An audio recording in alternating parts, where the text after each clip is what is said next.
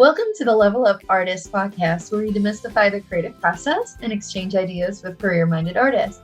We are your hosts, Adriana May and Jackie Sanders. We are two emerging artists sharing forward the advice and business lessons we have learned along our journey. So if you are not already, please go ahead and subscribe. This will help other creatives like you find our podcast, and you'll be notified when we drop a new episode every Tuesday.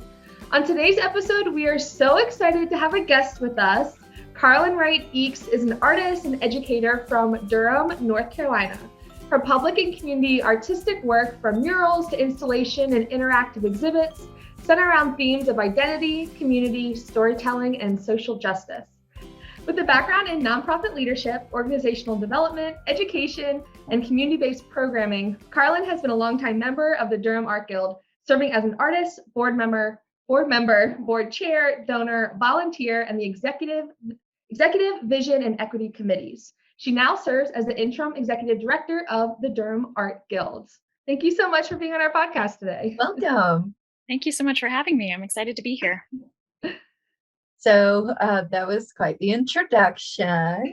I was going to say for our listeners, so Jackie and I just met Carlyn in person a few days ago. Sorry, Carlyn. I'm like, okay. I will get there. We just met you actually a few days ago at the time of this recording, and that was really cool. Not just to see you, in kind of like your leadership role or like seeing the different things that are going to come up on social media and whatnot, but also see you in the flesh. That's really, really cool. And then get to see your art because you were doing it on a Third Friday event. So for those of our listeners that are familiar with the First Friday events at Art Space, Carlyn's over at Golden Belt Studios, which is a somewhat similar kind of arrangement, artist studios with open hours. And they also have an open studio event that Jackie and I got to check out. And yeah, you had some of your work being exhibited. So that was really cool.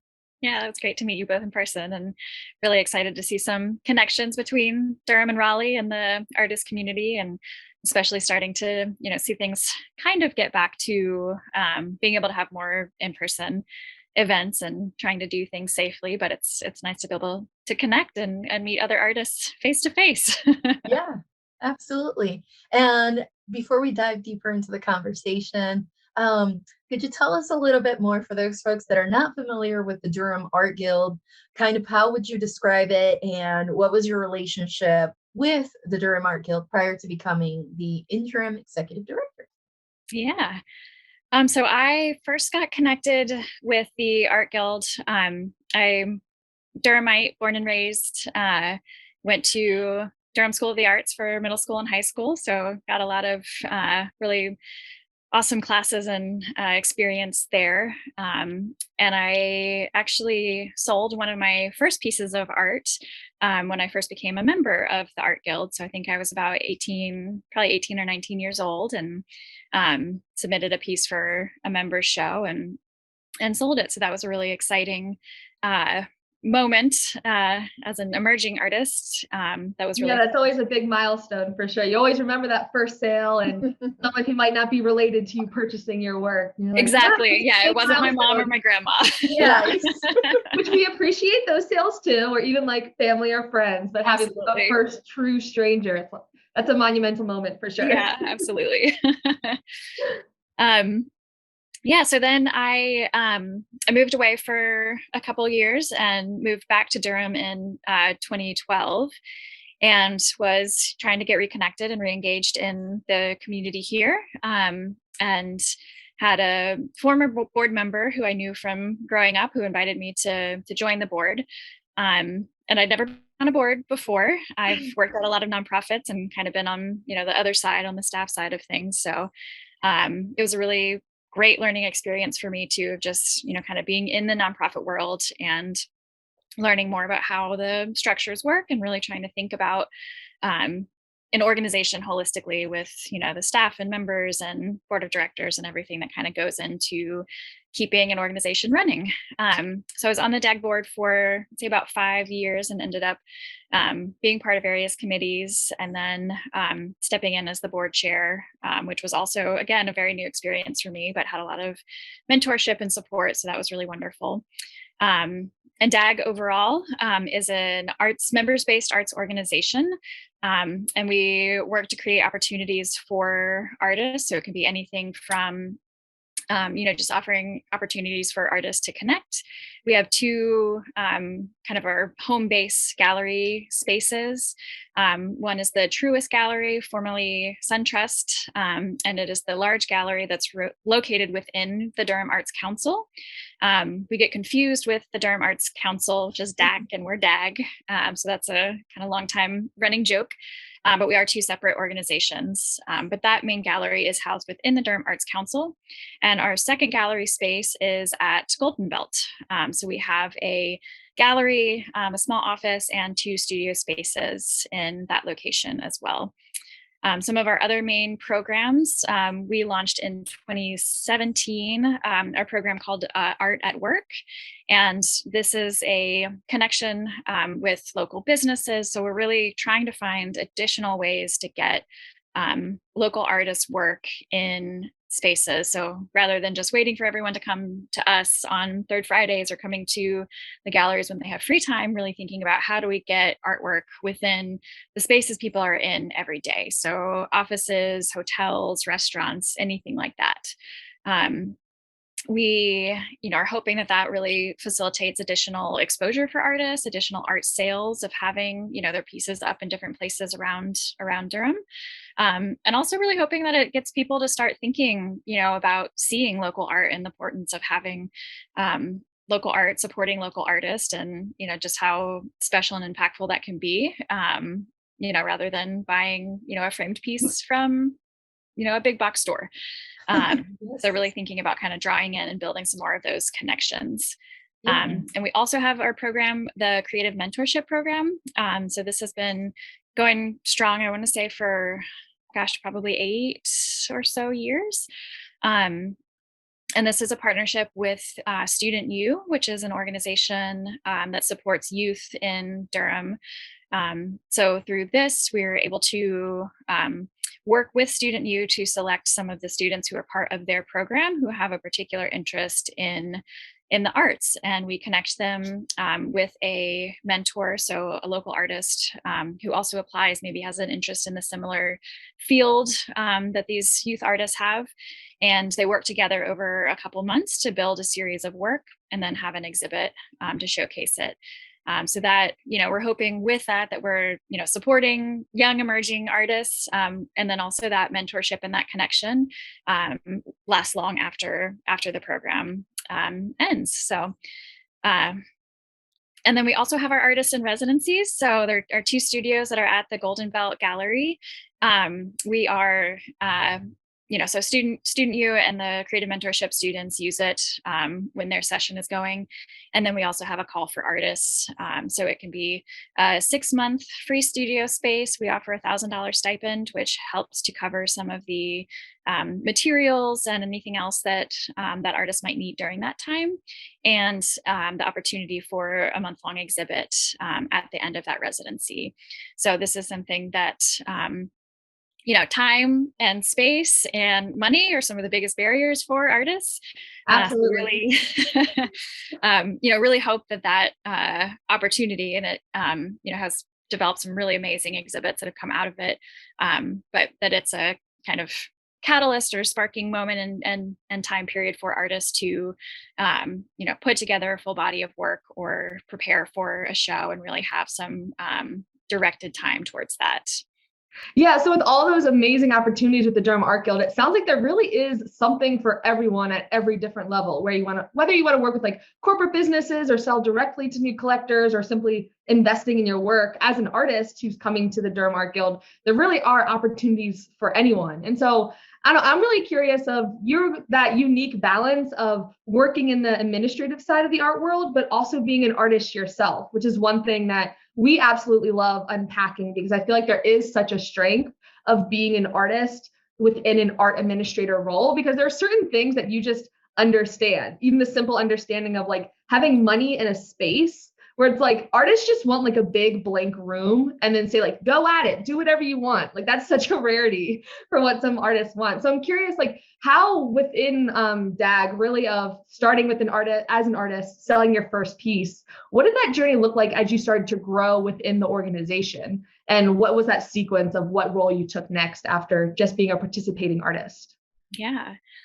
Ooh, that's a hard question. And that is probably one of my largest life and identity conflicts is, having that brain that kind of functions on both ends and really wanting to, I get really excited about some of the nerdy things like spreadsheets and writing grants and like thinking about organizational visioning. And then on the other hand, like I need to have my personal art practice to, keep myself sane. It's my way of journaling or channeling, emotions. And so it's a huge part of my own self-care, being able to, continue creating art. But I think it's really hard to find that balance. I think most arts administrators that I know don't keep up their personal practice, their personal artistic practice while they're doing the administration side. And so that's a really big challenge. I'm still kind of in that place of trying to find that balance, but I am excited about this interim position because it's a short-term position for, expecting maybe 3 to 4 months. And it's an organization that I, obviously very much love and am passionate about. So I'm excited to be able to kind of be a stepping stone in this transition. And I think there's a lot that can be done right now to really kind of get the Art Guild set up to continue to grow and be, one of the strongest and predominant arts organizations. And the Art Guild has a long history. We're one of probably the oldest arts organization in Durham, and maybe even, one of the oldest in North Carolina and across the country. So we're actually next year we'll be celebrating our 75th anniversary, Nice. Which is huge. So really thinking about, what that kind of looks like. And that visioning process gets me excited about, what does the next 25 years look like for DAG.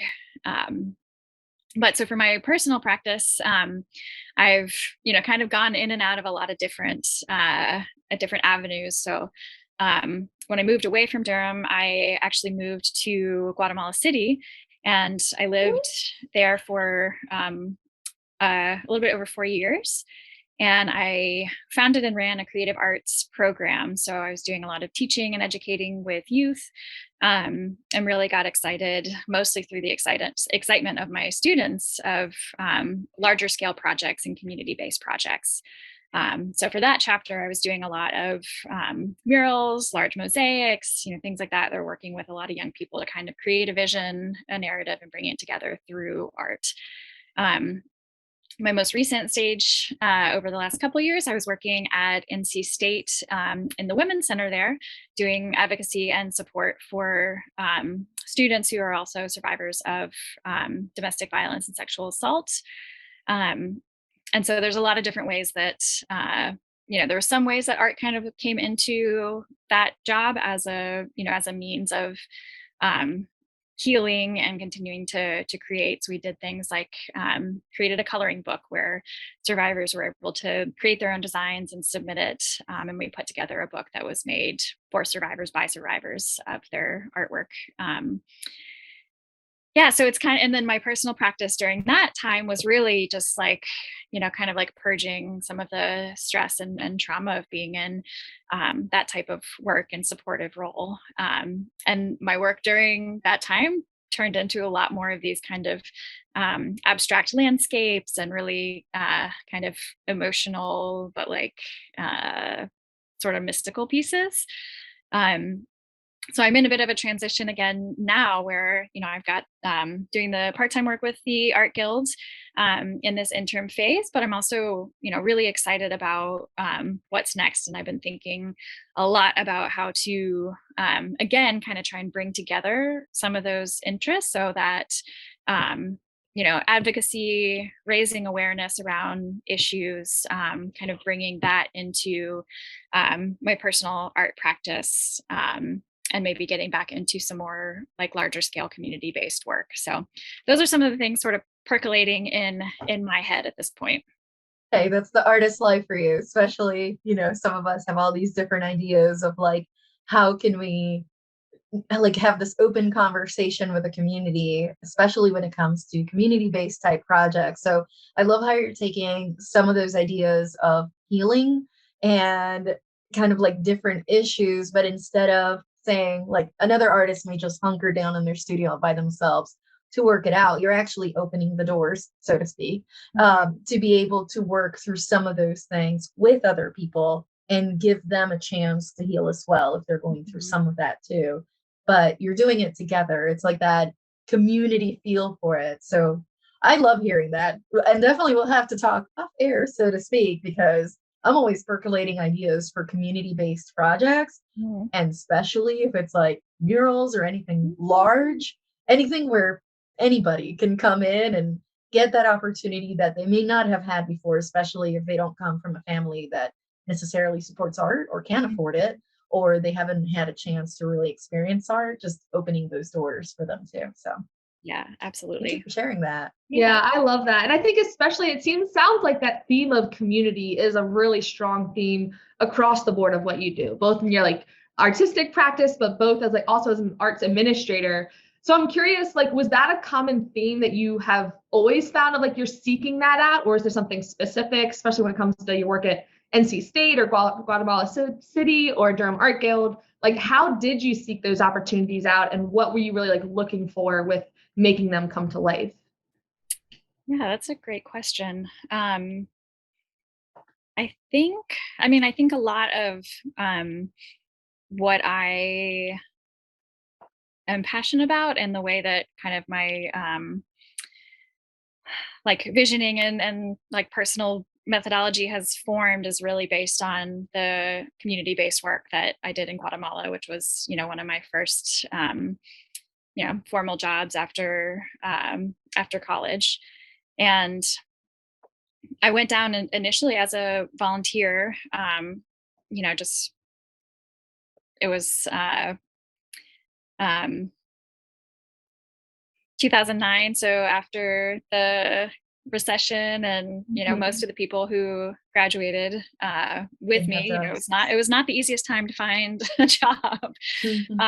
So this is kind of what I figured out for myself during that time, and wanted to travel, wanted to learn Spanish, and got there. I was initially was volunteering and working in the bakery at this organization, and then filled in as an English teacher for a little bit, and then started teaching some elective art classes just because that's something that I had always done, and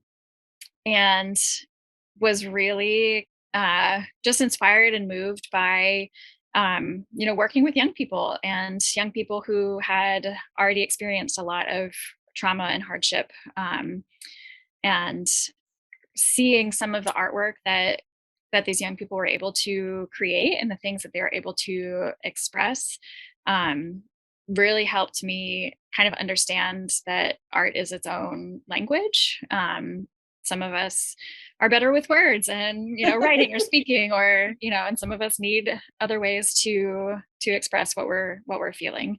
So there are many pieces just of student work from that time that were incredibly powerful and moving. Some were related to witnessing violence, related to the death and loss of a parent. So a lot of different things that really, really impacted me in the way that art can be a language and a way to kind of heal and connect. So I think that's a big part of kind of what got me started on this path. And then just really passionate about, wanting to spend my time and energy as much as possible to, make the world a safer and kinder place. And so I do kind of have this back and forth between being in like nonprofit advocacy and, still trying to find time and space for my personal art, and, now at that kind of crossroads and challenge to see like, is there some way to really bring it all together? So we'll see. Yeah, I like how you're tying in to, it's not just going out volunteering, which of course that's amazing, but I'm going to jump real quick to something that you mentioned about how you said some folks perhaps are a little bit better at communicating, if you will. So it sounds like, okay, so you go out there, you start, participating in these different events, but then there's a gap, if you will, or maybe an opportunity that presents itself where you're like, well, actually, I can help make these connections. Like I have this background, or at least you were building on that background. So it's almost like you just, I don't know, like you were a good fit for almost like the admin side of it in a way, or at least helping with the leadership bit of it to just help help make things move, if you will. So I don't want to assume that you're type A, but if you are, they can usually get things done. So it sounds that at least you were able to, step in and help move things in, in the right direction, which would have given then the experience and the background for you to continue to do so. So it sounds like you didn't go to school to be an arts administrator, unless obviously, correct me if I'm wrong. It sounds like more like the opportunities kept opening up and you're just like, well, actually, I know how to do this. I'm just gonna see what happens. And you were actually open to those opportunities and have continued to working in those different capacities. And of course, now you are where you are. But let me ask you this. So for, say, an artist that wants to get involved to be a leader in a local art organization, right? And they have no idea where to start. Obviously, it sounds like a lot of pieces fell in place for you, which is amazing. It's also because you were, you had your eyes open and you were able to recognize it. But say for someone that just doesn't have experience, all they do is make art, right? Which is totally fine.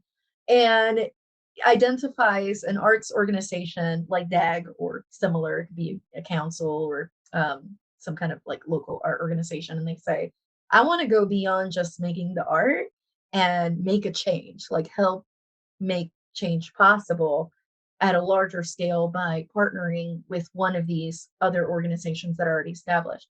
Do you have any tips for artists that just want to get involved and kind of want to go down that path? Yeah. I think for each individual, identifying what it is that they are most excited about, most passionate about, what your other skill set brings. So we have, through DAG, we have lots of different volunteer committees. I think joining a board is also a really great way to get involved. I think there's a lot of like misconceptions about like what that means or where in life you need to be on a board. But for the Art Guild, we really pride ourselves on having a working board. So that means like people are expected to show up and put in some volunteer hours. We ask for a individual significant contribution annually from board members, but we're really clear that that is, a personal decision of what is significant to you.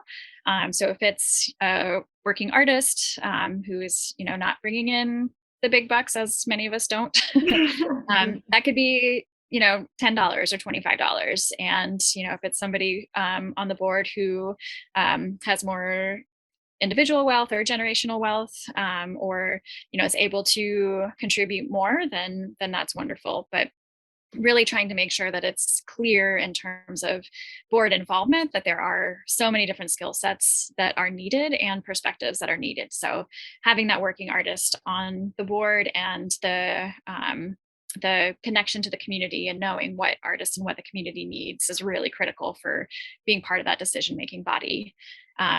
We have, our finance committee. So we've got people who have, backgrounds in math or in accounting, and are able to really help with the organization in that way.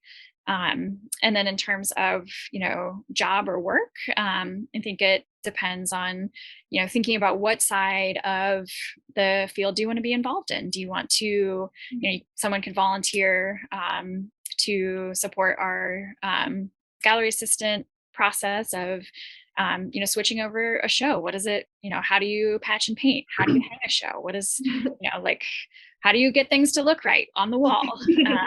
Making wall labels and the layout, all the little details that if done correctly, no one looks at it and you're like, no, someone had to do this. Yeah. It takes a lot of work behind the scenes. It does.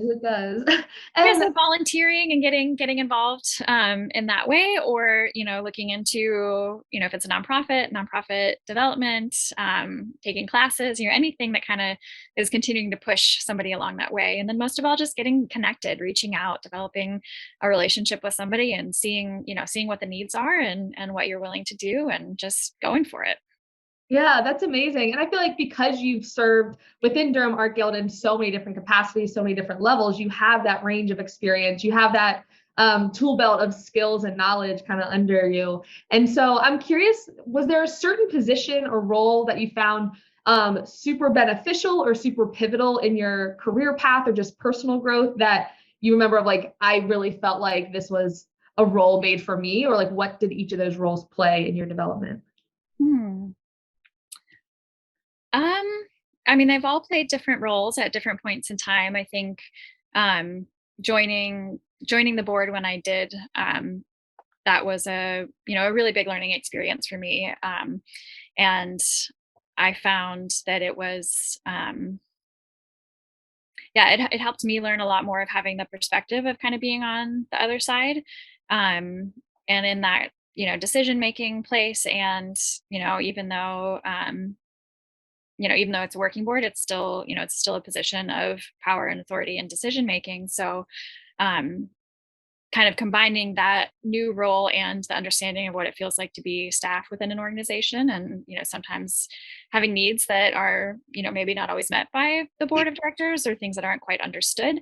But I think kind of being on the other side and having the experience of also having been a staff person in multiple nonprofit organizations, of really trying to be, available and supportive, and, connecting and meeting the needs of the staff at that time. And I am pretty new in this interim role, but I'm, really excited about trying to carry on some of the work and legacy that Katie has put in place for the last decade of work with the Durham Art Guild. So she's been a big support, kind of helping me figure out what are the important next steps, and getting reconnected to the community. And I'm just really excited about, visioning for DAG what the next stage could look like. So I will be serving on the search committee, and, excited to see who all is out there, and, hoping to promote as wide as possibly, and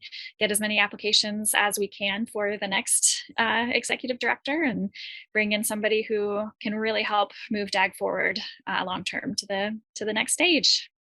Yeah, that sounds amazing. Real quick, for any artist that may not be familiar, how would you explain the role of the board of directors in an art organization? What kind of decisions do they make? Because somebody might be like, okay, so board of directors, it's kind of like this Pantheon Olympus type situation. Like, I'm not really sure what they do. A lot of times, there might be the face of the institution or the organization that you get to know, but then there's so much more behind it, kind of like a lot of those roles that you mentioned earlier. There's someone working in accounting, there's someone hanging some of the work, there's someone that has to print the labels and do the marketing. Like, there's so much more behind it. And then you mentioned a point on trying to balance the needs of all these different folks that either work for DAG or help DAG, to make sure their needs are met as well, right? And funding, I'm sure, is another biggie. But what would you say is the actual role of the board in helping to make these kind of things happen? Yeah, it really depends from organization to organization. The DAG board is, because our staff is so small, often more heavily involved in kind of putting in some, The day-to-day sweat equity to make things go. But the financial oversight is a really big piece. So making sure that our annual budget is created, that we're making payroll, and then fundraising is a huge part of it. For the Art Guild, that looks like our annual Swing into Spring fundraiser. And then the board is also there to kind of help review, approve, and make any larger decisions about just the organizational process and vision. So the board will be primarily running the search process for the next ED. And has also done things in the past. So while I was on the board, we formed an equity committee, so that had representatives from the board, members, artists, but really looking at our organizational practices and policies to make sure that we are doing the best that we can to be an inclusive arts organization. So there's a lot of things like that, just kind of in strategic, big picture visioning of moving the organization forward, that can be a really great fit for somebody if they're interested in that. And I will say, as somebody who, was invited on, I think there is and can be a lot of imposter syndrome for artists or young artists, young professionals. So, finding an organization that values having, the energy and enthusiasm of younger board members who might be connected to the community or bring other important skill sets, and seeking out somebody on the board who can be, a mentor or an ear to make sure that that you feel like you have the information that you need to do well. And often it's a monthly board meeting, and then usually joining a committee or two, at least within the Art Guild. So I'd say a handful of hours a month, and then certain times when things come up, being able to pitch in and support. Yeah, and working with other or volunteering with other nonprofits is helpful as well, right? Like, it doesn't, even if it's not, say, for an artist that might say, well, I volunteer with a soup kitchen, or with my church has a food drive or something like that. Like, all that still translates so that when they reach out to DAG and say, I want to volunteer with you, that all still counts, right? Absolutely. Perfect. Absolutely. Yeah. And I feel like all of those experiences, just thinking of them, whether you get, whether it's a financial job where you're getting compensated, or volunteers in which you're getting skills that you can apply to different positions. That's one piece of advice I always give any emerging artists, or especially younger artists looking to go into the profession, is because you never know where those skills are going to apply next. Like, the path is always the journey is a straight line when you look backwards, right? And so I feel like that's kind of a good summary of, it sounds like your journey as well, serving so many levels within Durham Art Guild. And that kind of made you super qualified to now serve as the interim director. Because like you were saying, especially being on the board, you've been a volunteer, you've been an artist. So you understand the mindset of people in those positions. So then you can better serve them too. Whether you learned, I love being on this part of the organization, or this was a valuable experience, I would not choose to do this role again, but it's still valuable nonetheless, because you can have more empathy or understanding for someone who's in that role. Or why does this minute detail of this decision matter? Because you've been in the position to where you understand how that affects everything. And so I'm curious for, as we talked about earlier, like other artists who may just be getting started with organization like the Durham Art Guild, what opportunities or projects that you have coming up that artists can get involved with? Obviously, there's big decisions and structure of inviting a new director and having to interview people. But for artists trying to get involved, are there any upcoming projects that they can directly get involved with? Yeah, so we just launched our call for applications, submissions for our 2022 Artist in Residence. That application is due June 1st, so coming up right around the corner. But that is for one of our studio spaces at Golden Belt. Again, it's the free studio space, 24-hour access to it, $1,000 stipend, and the opportunity for a show in January. So we're really excited about that. Would love to get the word out. We also have our annual membership drive, which happens in June. You can join and become a member at any point in time. But this is our kind of big annual push to get new members, get our current members re-registered for the upcoming year. But highly recommend anybody. And even though we are the Durham Art Guild, we are, we have artists across the triangle, across the triad. We try and kind of keep it within the triad region, but we do have some artists that are, even further across North Carolina. So just joining and getting on our newsletter, learning about any upcoming events, following us on Instagram and Facebook. We have other annual shows and juried shows and show possibilities. So getting on that newsletter, and you can hear of anything that's up and coming. Yeah, that's perfect. Well, as we come towards the end, we do have a few questions that we like to ask every guest on the podcast. okay, and this one's fun because again, you do balance both sides, the admin side and the artist side, but this one's more on the artist side. How would you personally define success as an artist? So hard.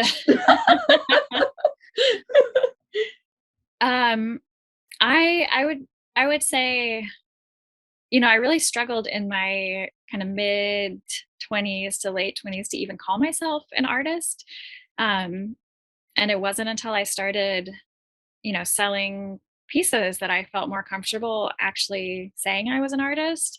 And I hate that kind of that thing that happens and having those two identities be, or having the identity as an artist be connected or wrapped up in sales, because it's, I think anybody who is creative and makes art is an artist. So that's something that I have had to kind of unlearn in my own brain. And working with young people too, recognizing how kind of stuck in my head that was, trying to help younger artists as well, recognize that as soon as you make a piece, you are an artist, and kind of taking some of that exclusivity of what it means to be an artist, and just, I think we're all artists in our own form.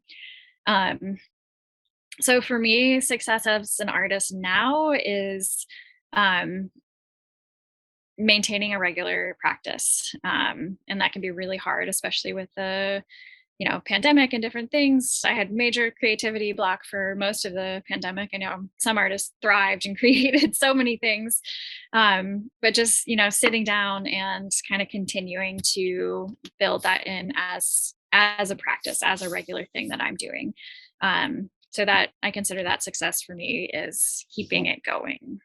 Yeah, pushing through and trying to make time to do work, which I'm sure, especially right now with the interim position that you have, it's probably like, okay, can I do at least 3 hours this week? Or, yeah, exactly. Trying to squeeze in the time to make art when you can, right? Exactly. Yeah, and it looks so different for everyone.